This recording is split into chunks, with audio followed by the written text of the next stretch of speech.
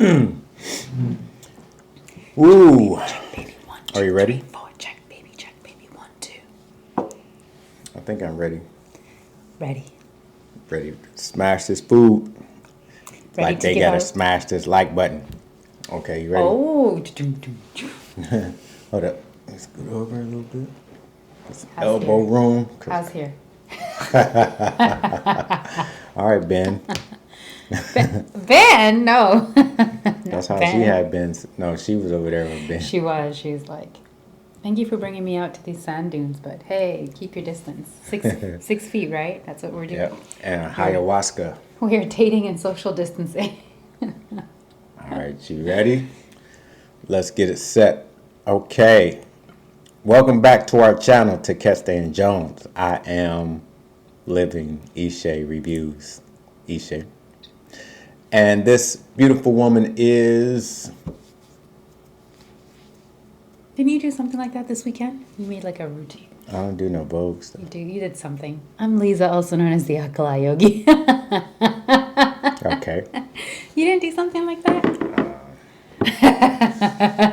Nope. Unless I had under the influence Oh. of something else.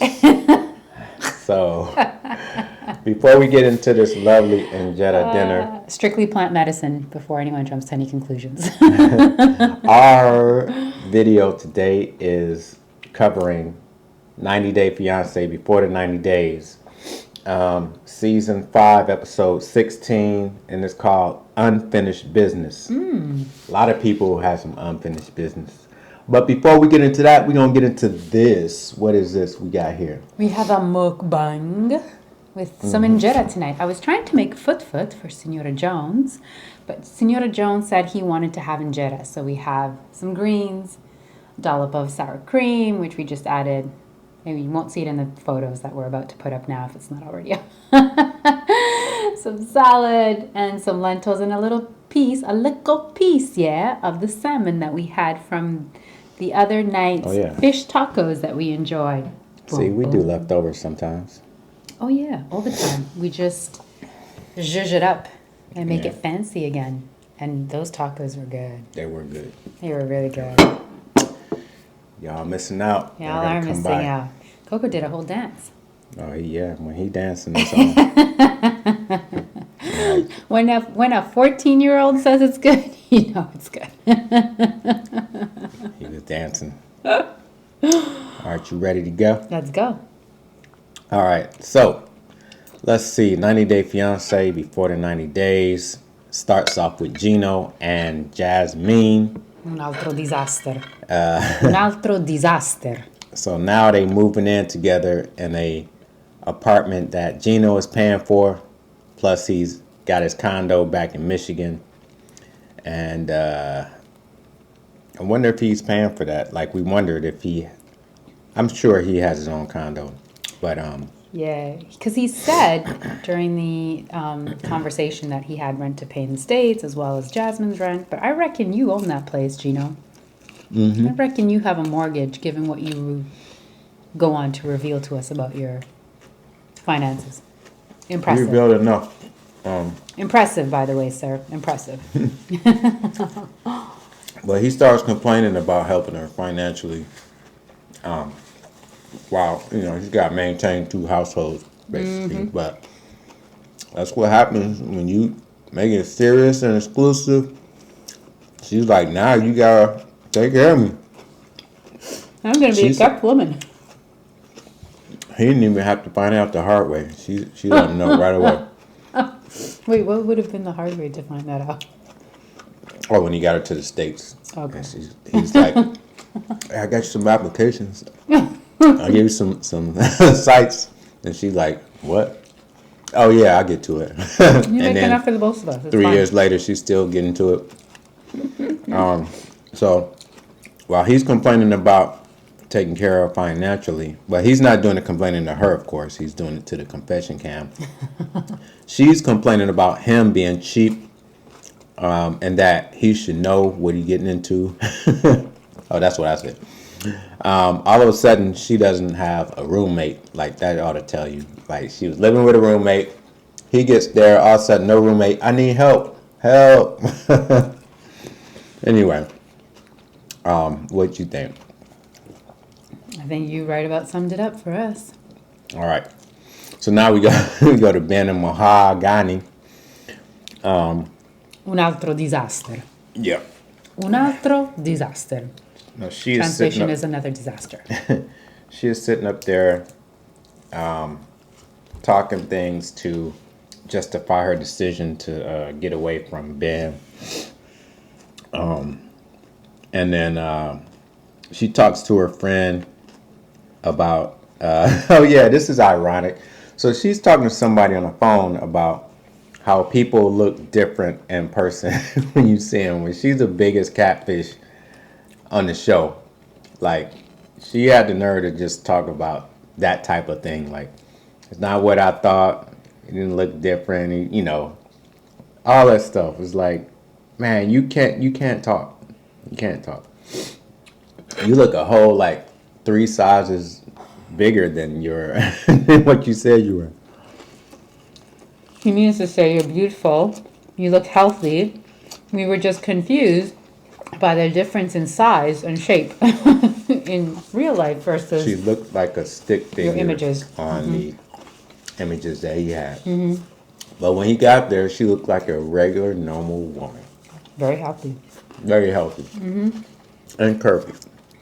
And also, how about the fact that all of a sudden her FaceTime is working? Yeah, her camera's working now. All of a sudden? For months, you couldn't FaceTime with Ben? So that you wouldn't have to go down this whole... You know what? I saw the phone. She has an Android. Ben, I saw his phone. He has an iPhone. So That's why you use apps But like Viber, WhatsApp. they are on WhatsApp. So yeah, you're right. Never mind. I tried to justify it, but no, it ain't working. Shady. All right, so now we go to our favorite, Mike and Jimena. Wait, and can I just add one more piece of shade? Oh yeah. She goes back to what we know is a short-term rental. With the surfboard. The Come on, Airbnb host Mahogany, you don't live there. is making so much money on this show. Courtesy of TLC, who's probably paying for it, but we do not believe that you live at that address. All right, so we go back to Mike and Jimena. They still they're in a pool hall where he took off running across the street, almost got hit by a car. Production was like, "Hey, where you going?" We didn't sign up for jogging, running without gear. No, you can't speak Spanish. Get over here. Mike begs Jimena to stay at her house instead of going to the hotel. He was all big and bad, saying, "I'm going to the hotel." He's like, "Good, I'll pay for you. Get out of here." But now he's begging the one to stay at her house. Man, he is such a simpy wimp. They get home to her place, and then this dude, see, this is why it ain't gonna work. He never learns. She had to tell him again, "Did you wipe your feet? You stepped in dog poop last time, walked all over my floor and my carpet." She had him take off his shoes. You shouldn't have to tell a grown man twice. Once, but twice is even worse. So, yeah, dog poop again. She tells her sister she felt something before, but she didn't realize it was going to be this hard. This is hard to maintain being with this dude who is disgusting, a degenerate. What are the words that she say? Piggish. Pig, yeah. It was harder than she expected. Basically, she was repulsed. Repulsive, yeah. She says she has no cat. more feelings at all. So now we go to Memphis and Hamza. Oh. Wait, can we just say that Mike and Jimena are un disastro ancora più peggio degli altri, okay? They're an even bigger disaster than the rest. Sorry, go ahead. Hamza and Memphis. All right. Memphis, Tennessee. All right.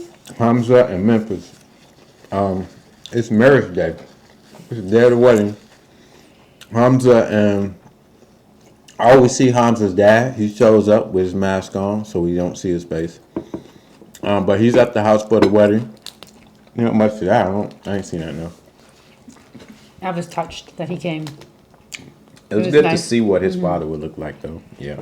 And also just that he would be there for his son and give that support, and that the parents could put their differences aside for the sake of their child.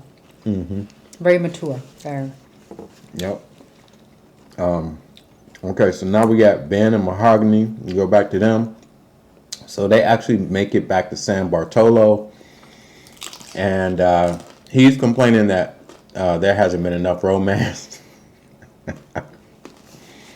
Romance? You took her to the sand dunes. You took her to the hotel. You let her have her own room. You ain't have time for no. You ain't have a chance for no romance. And y'all can't talk about anything else other than God and Jesus. Like, where you gonna put in romance? Where's that coming at? If you can't have a conversation. But All right, so he's mad that she hasn't reached out to him since she left him at the sand dune. She left him way in Huacachina, Peru. That's where the sand dunes are. that's where we're going. And that's where we're going. So they meet up. They agree to meet up that night to talk. They like on a pier, and this looks like. Hold on, no, they're they meet up. They meet up at night to talk, and he's exposing and apologizing for flaking out on the meeting with their parents. He's expressing an apology? Expressing. Why say exposing? Because he's exposed. He's a damn fool. Yeah, so he's chasing this little girl like a baby. This whole scene is like out of a telenovela. Spoken like a dad. Leave that little girl alone. Leave that, man. He should be ashamed of himself. Something wrong with him. Why does he want to knock down that little girl? Jeez. Same age as your child, Ben. I don't know, You just man. save her for your son. Your son would love to have a girl like that, man. Just introduce her to your son. Not save her for your son. Just pass her around. No, don't defile her. Just preserve her for your son. I can't even be mad because you're making sense. It Okay. sounds weird, but it makes more sense than Ben and Mahogany together. Alright, so now we go to your favorite, Kim and Oo's mom. Kim Biley. Oh, yeah. They saying goodbye because she about to fly back to Cali. And she makes Oo's mom promise that he not going to stick his dip and he ain't going to dip into nothing else while she in Cali. And wow. Talk about delusion. This girl is, man, she is 100% on one. But wait, I'll say this. If they were a couple that actually had a viable future, and it's a long distance relationship, that's different, right? Yeah. Then, okay, you could ask that of your, spouse or your partner. Not unlike Nadia and Victor Mensa on Young, Rich, and African or something. Cute show, by the way, on Netflix. Right? They were in a committed relationship, although she was flirting with Diamond, but I've digressed. The point is, that's when you say, okay, the expectation is you're not going to be with anyone else. I'm not going to be with anyone else because we're potentially working towards getting engaged at some point, moving in together, getting married, and even having a family. Basically, that's saying that we have a future that we are working towards as a couple that's currently long distance. But I think the expectation is ridiculous when there is no viable or sustainable future. Yeah, that's not a they don't have a relationship, so she can't be trying to control him. Well, I think Kimbali thinks that they do have a legitimate relationship, but how do you see that playing out, Kimbali? Just curious, yeah? If you could just entertain me. Would he then move to America? And then you guys would live together in San Diego, and both of you look after your mom. And then what do you expect him to do for work? Would he still be an entertainer? Because then he would be on tour, this, that, and the next. Him being Nigerian, I guarantee you he's going to expect to have a child at some point. I guarantee it. Forget the fact that he's Nigerian, by virtue of the fact that he's African. So again, how is your future sustainable? When you're 80, he's still going to be, how old is he? There's a 20-year difference. Yeah, so he's still going to be, well, 60. Okay, so maybe that's not a. But he's a man. He's gonna be out there. What I'm saying is, it's like, you're asking him to sign up for all of the responsibilities that you have, potentially, stepping in as a quasi stepfather to your grown adult son. When you can't give him a child at this point. And I just don't see how you see that relationship going. Like, how that would... Do you expect him to come in and help look after your mom as well? Like, what do you expect from a 32-year-old guy who's still really young? She's dumb. She's weird. I don't know. But I wish you the best. I don't know what to say. All right. I don't have nothing to say about them. Well, you said that the sex tourism is... Oh, yeah. Yeah, she sex should have tourism. kept it out on the sex tourism tip. She brought gifts. She could have got what she wanted. And been even. She don't fly back and think... Even Steven. Yeah. Everybody gets something and they go home and nobody's butt hurt. Well, she might be, but...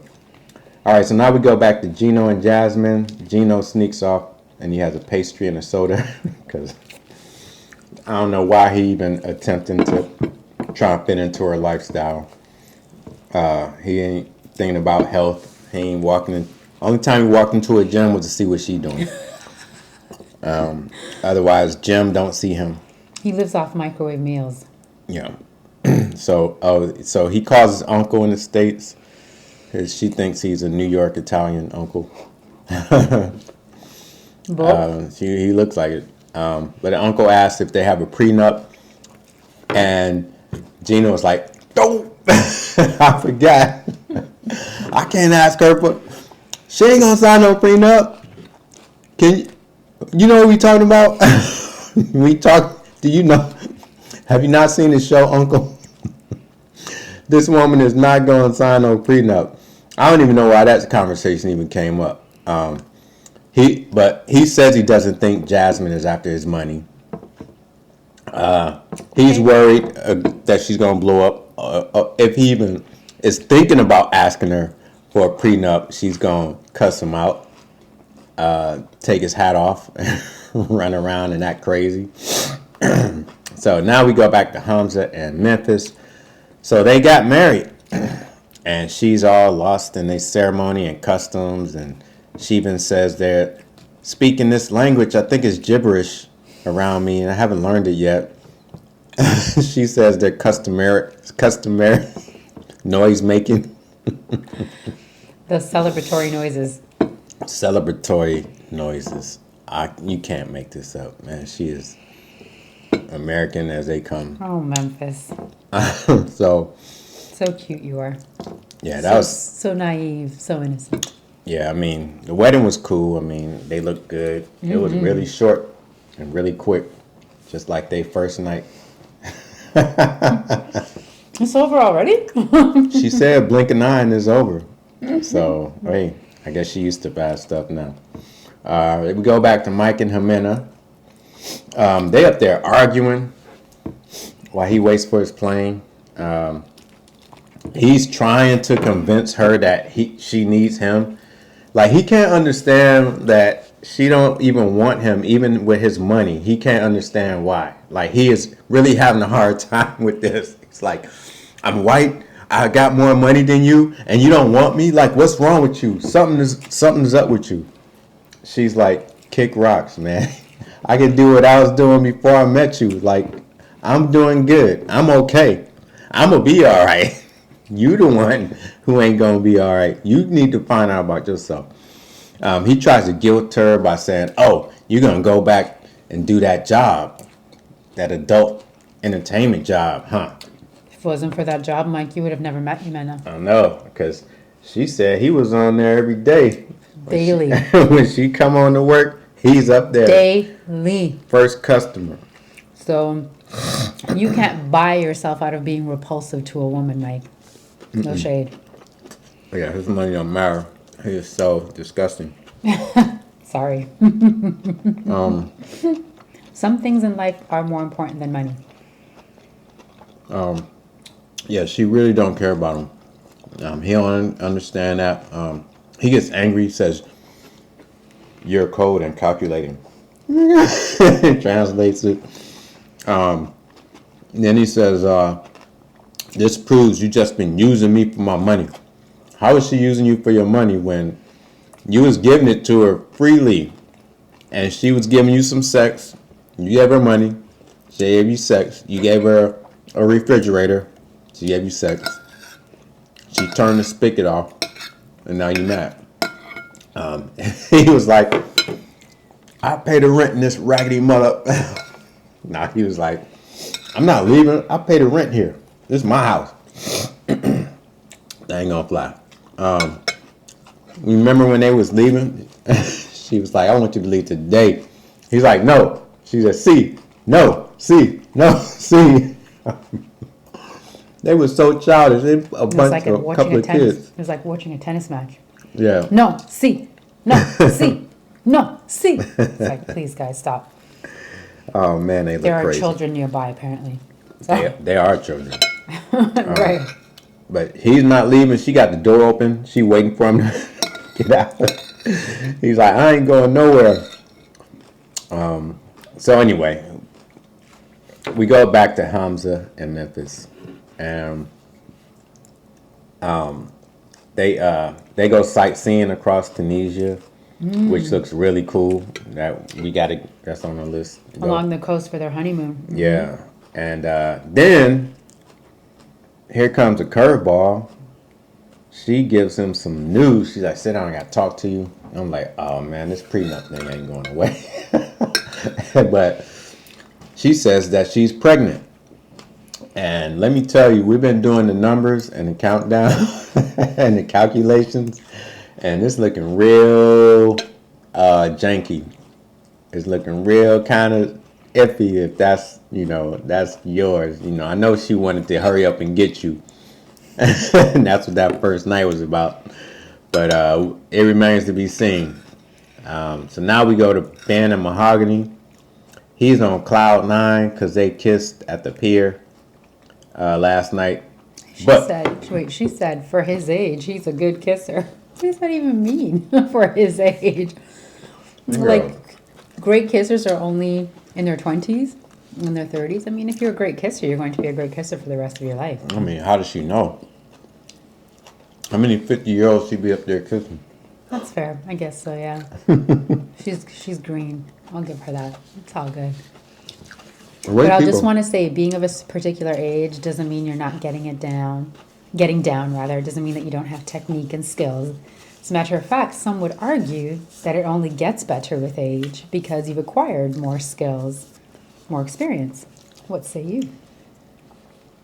Sweeter than wine. We age like wine, some age like milk. Ba-doom, boom, boom. All right, so then she's acting funny though. Her body language tells it all that she's not into him.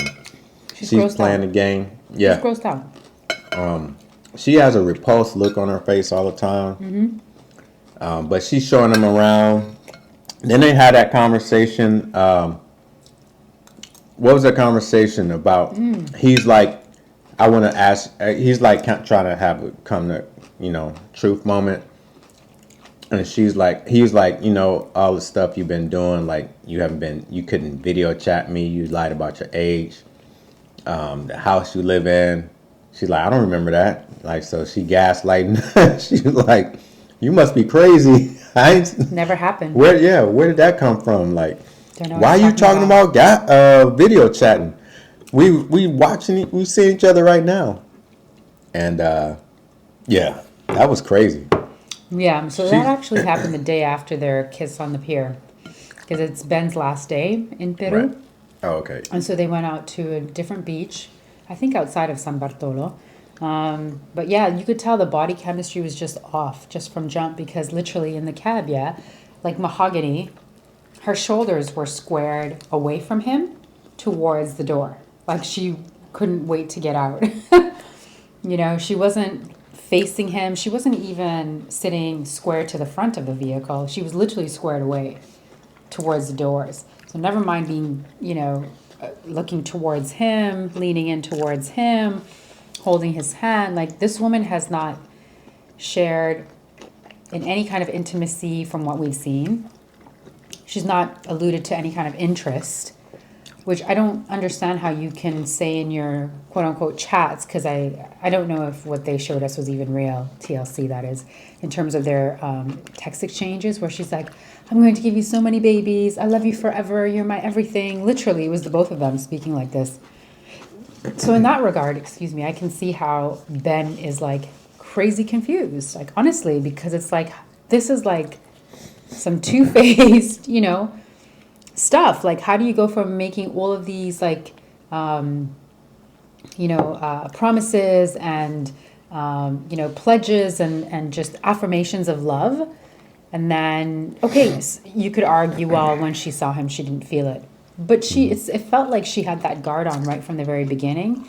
And she was not even open to seeing if their connection translated in real life the way that it did over chat. She didn't, from the very beginning, I've not seen her be open, warm, receptive to him in any way. So for me, the whole thing is bizarre. I really have to say that for me, this is a false relationship. And I think I've said this before. I think TLC is scraping the bottom of the barrel here. I think they were having difficulty casting for this season, and they got couples that weren't even legitimate couples. Babe, you're out of the shot. Get in here more. Oh, I'm eating. Yeah, but eat in the shot, right, guys? Right. That's a mukbang. No, so for me, I don't even believe anything about these two. So stop wasting our time. Yeah. Nobody believes this relationship. Yeah. C'est bizarre. C'est vraiment bizarre. Now we go back to Gino and Jasmine. They going out to eat, and he's crapping in his pants about this about what he need to ask her about this prenup. Like, he's sweating bullets. Then there's a curveball. Yeah, he is so anxious. Like, he doesn't want to, but he has to. And they just do a lot of small talk until he gets the nerve up to ask her. He is so scared of her. It's so crazy. And then they have a fight about, she found out that his ex still has his last name. Wait, forgive me for chiming in. I don't think he even got to the prenup. Did I miss that?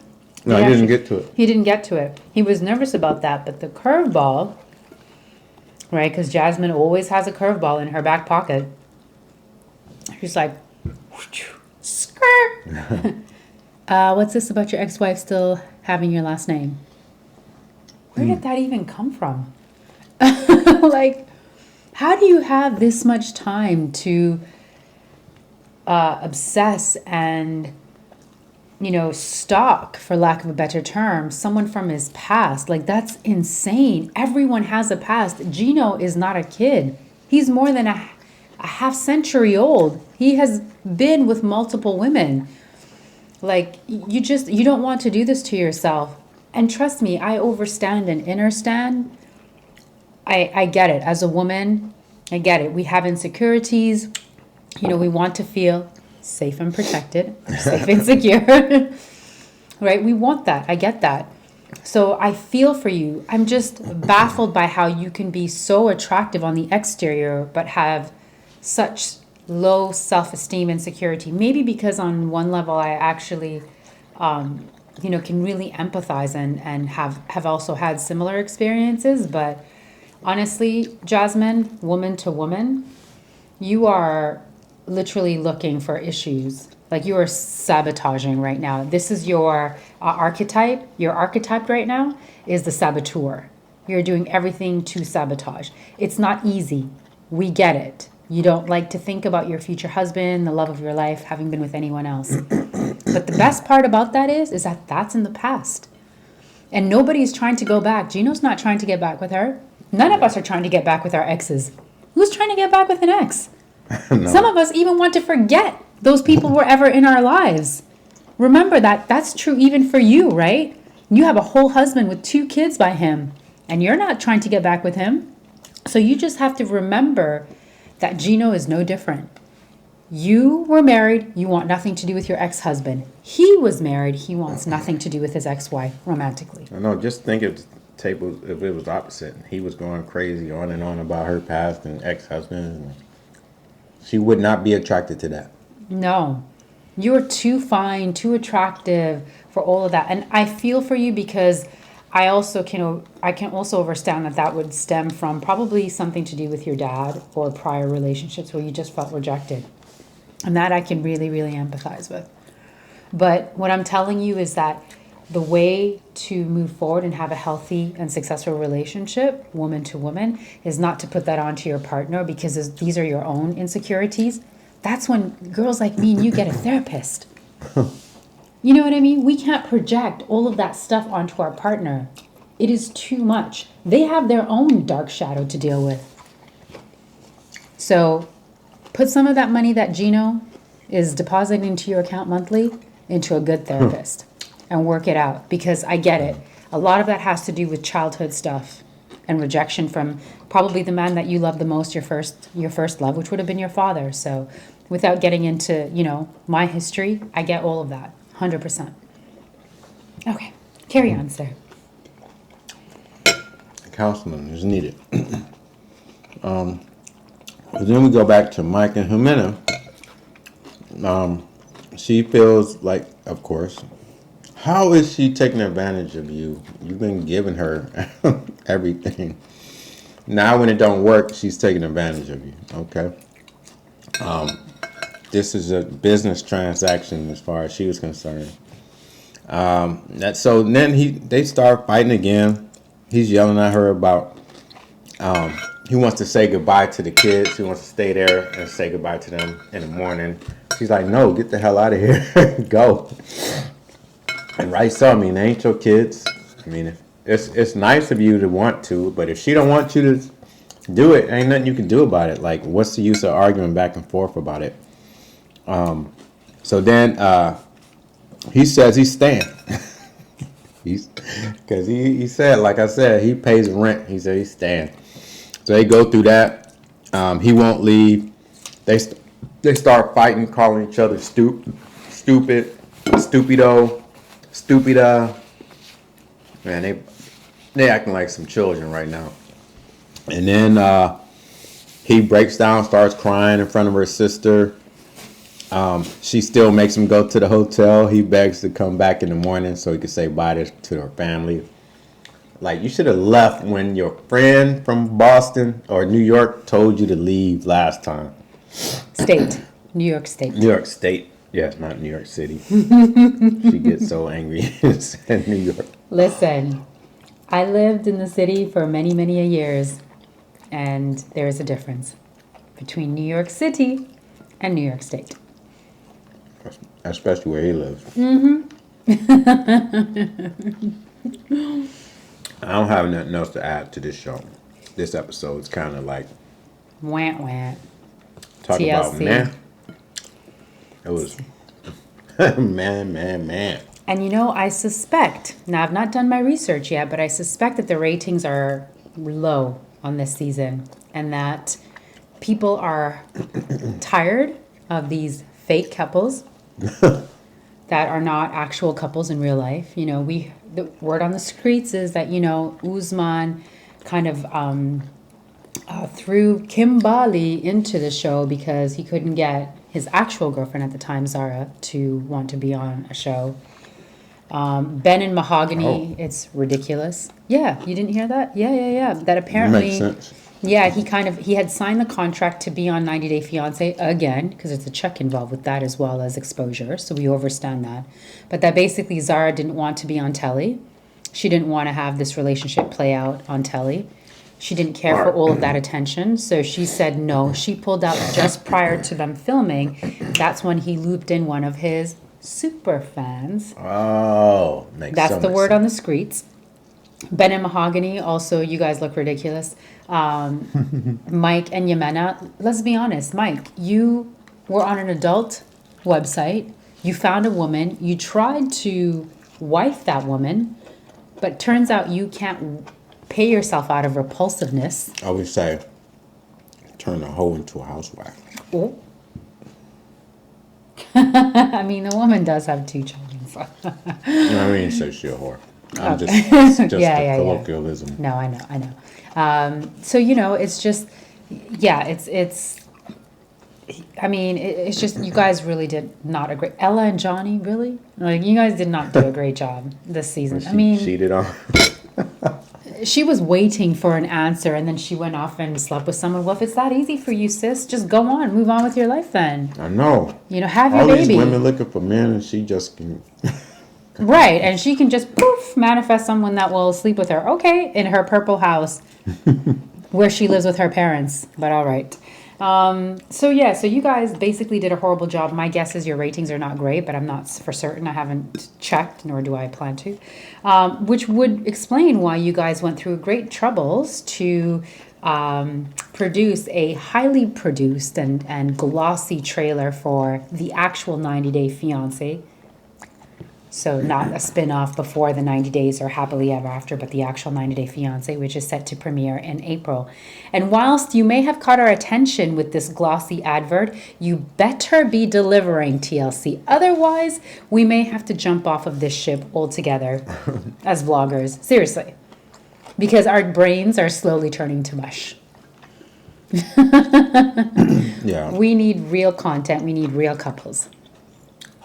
And that's all I have to say. So, hoping for a better week next week. This week's episode, I rated a 4. A 4 out of 10. Because you're getting on my nerves. Yeah. 3.5. You see? You're really pushing us. All right, then. So with that being said, this is our review for 90 Day Fiancé Season 5, Episode 14.